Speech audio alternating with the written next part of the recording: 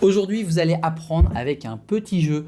Je vous affiche des photos de salle de bain, je vous laisse réfléchir quelques secondes et ensuite je vous explique l'erreur que je voulais illustrer.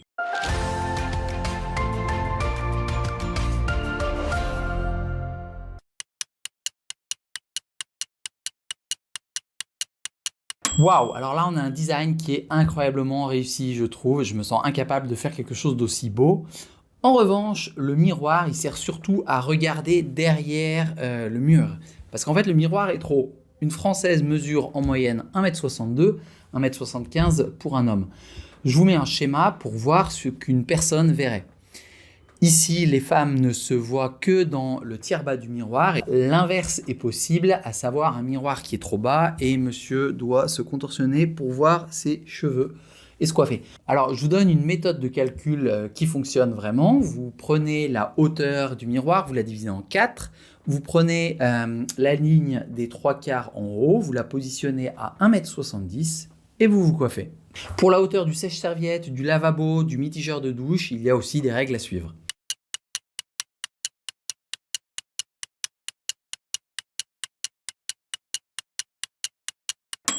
Alors c'est vraiment bleu, c'est vraiment démodé, mais pourtant le problème dont je vais vous parler ici, c'est l'électricité. Vous connaissez certainement l'histoire de Claude François qui est mort électrocuté dans sa baignoire. Comment est-ce possible? Ici, en fait, on peut toucher le lave-linge en ayant les pieds dans la baignoire et pareil d'ailleurs pour le chauffe-eau. Pour éviter ça, il y a des normes à respecter qui sont les volumes électriques. Donc plus on est proche du receveur et plus c'est contraignant. Il faut des systèmes étanches, basse tension, avec des protections spécifiques. Le sèche-serviette électrique peut donc tout à fait être dans le volume 2, mais il faut un modèle dont l'indice IP finit par 4 ou mieux.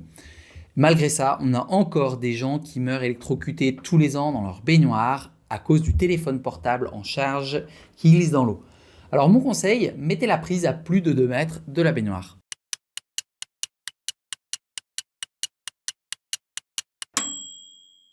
Alors ça, c'est un problème encore très fréquent dans les salles de bain en appartement. On y case un lave-linge, bon, très bien, mais ça suffit pas. Le panier à linge, l'étendoir, on les met où?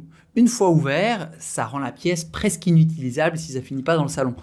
Alors mon conseil, anticipez l'emplacement de la zone buanderie et des éléments de la buanderie. J'ai fait une vidéo complète sur ce sujet, une buanderie de 0,7 m². Le lien est en description.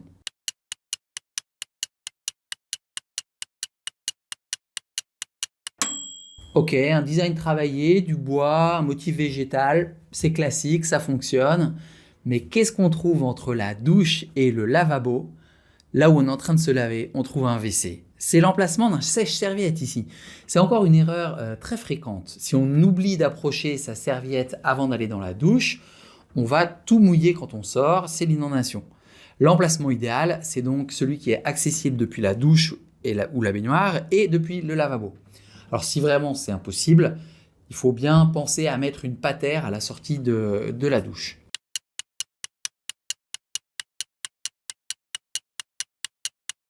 Ah ouais, ça donne envie d'un bain, là on se met des bougies, trop zen, relax, feng shui, cosy comme ambiance détente. Mais au quotidien, on se voit mal dans le miroir, c'est pénible. En plus de ça, on a une sensation de saleté. On a besoin en fait de lumière pour constater que c'est propre. Pour l'éclairage, évitez les lumières bleutées ou rosées et pensez à mettre des éclairages à plusieurs endroits, surtout pas un simple plafonnier. Les spots, c'est l'idéal avec des éclairages d'appoint, notamment au niveau du miroir. Et attention aussi au carrelage trop sombre.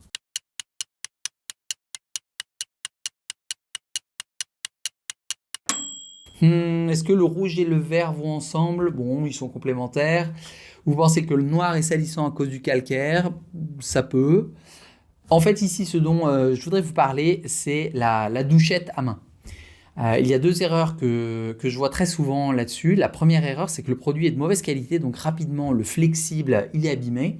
La pâte de fixation de la douchette est cassée, donc on remplace la pâte ou la douchette ou la barre, c'est pas compatible entre, donc on remplace le kit et on fait des nouveaux trous dans le carrelage. Ou sinon, plus de kit main libre dans la douche. Bon, j'exagère un peu, c'est pas si grave, mais pensez à acheter une douche de qualité Et mieux, pensez à investir dans une colonne de douche, c'est-à-dire avec une douchette et une pomme haute ou une douche de ciel.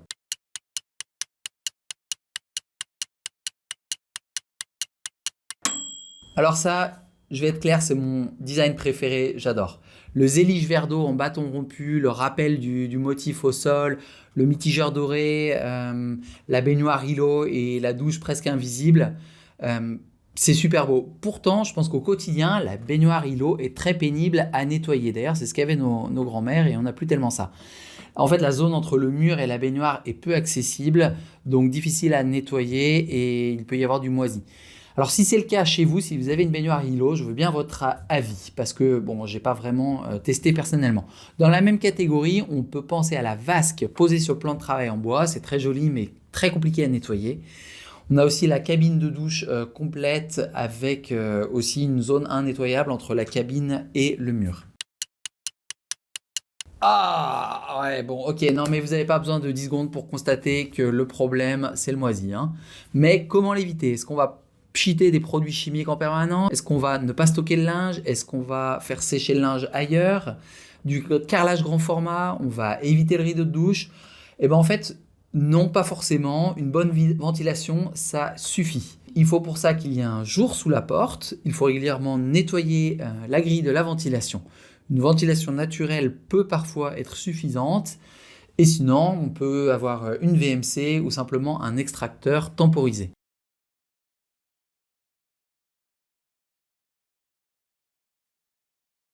Voilà une image de synthèse de qualité avec une tendance qu'on voit de plus en plus, pas chez les gens, mais dans les magazines. Donc on a une douche immense avec une baignoire dans la zone douche. On peut imaginer que les enfants peuvent éclabousser tant qu'ils veulent, mais moi ce qui me choque, c'est le WC qui est dans la salle de bain. Alors je sais que c'est pas forcément une erreur, c'est très culturel, mais quand on a la place d'avoir un WC séparé, je ne comprends pas l'intérêt d'avoir le WC dans la salle de bain.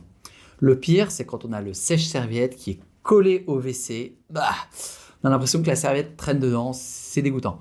Alors si vous aimez le WC dans la salle de bain, je veux bien que vous m'expliquiez pourquoi, pour moi et pour les abonnés.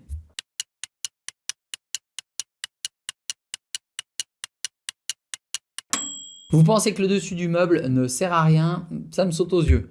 Les tiroirs sont inaccessibles? Certainement. Alors, que mettre dans une soupente en partie basse? Eh bien, mettez une baignoire. Ouais, vous n'allez pas vous cogner les pieds au plafond sous rampant. La baignoire, c'est un confort du dimanche, c'est quasiment obligatoire avec les enfants et ça peut aussi faire office de douche. Alors je trouve cette configuration assez réussie, même si je sais que la paroi de douche sur mesure, c'est pas donné. Allez, je m'arrête à 10 exemples. Si vous voulez le deuxième volet de cette vidéo, j'ai déjà plein d'idées, mettez-le en commentaire, je me motiverai à faire une deuxième vidéo. Si vous êtes en train de rénover votre salle de bain, eh bien sachez que je peux vous aider. Le prix le plus bas d'un accompagnement, c'est une visio de 40 minutes offerte à condition d'être inscrit à la newsletter. Le lien dans la description. Je peux aussi vous faire une esquisse, un plan technique, un mood board, un dossier de consultation, même si vous n'êtes pas à Lyon. À bientôt, c'était Louis Pradel, architecte d'intérieur.